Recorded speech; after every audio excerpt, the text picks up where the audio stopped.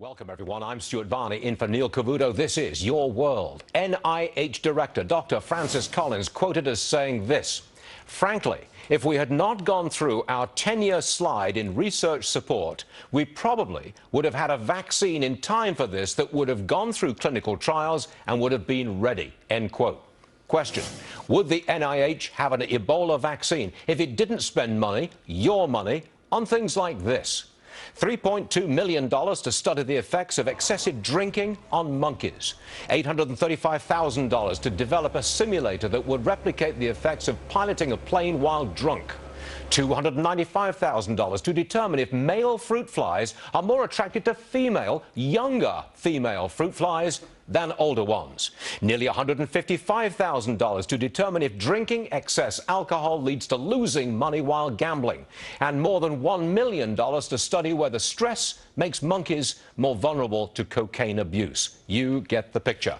With a $30 billion annual budget, Michelle Fields says it's the NIH that needs to get its priorities straight.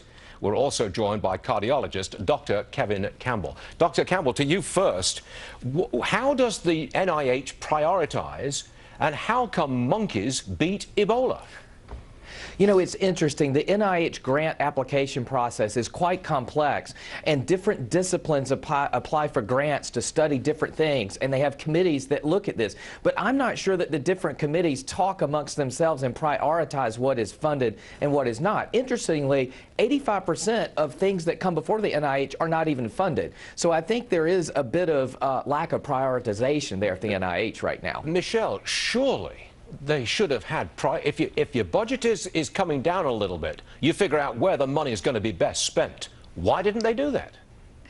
You know, the problem is not money, obviously. The problem is how they're spending the money. The NIH's budget has doubled since the year 2000. But if you look at the programs they're funding, like you said, they're funding programs to see how monkeys are affected when they drink alcohol. They're having studies to see whether lesbians tend to be obese. This is not what we should be focused on. And now we're seeing this become very political. There is an ad out that's blaming Republicans for this, which is not the case at all. The problem is they're spending money in the wrong places. Doctor, is the NIH politicized in the spending of money, and is this statement from Dr. Francis Collins political in the timing of it?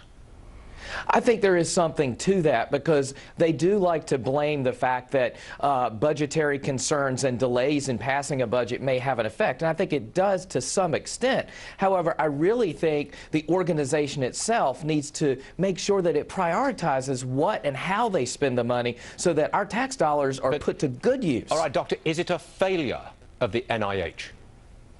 You know, I think it is in some respects, but I do think that one problem is a vaccine for Ebola 10 years ago or 5 years ago was not a big deal. So private industry wasn't interested in pushing it. If private industry gets involved and takes the lead, we're going to get that a lot faster because of avoiding the government bureaucracy. Michelle, last word to you. What are we going to do now?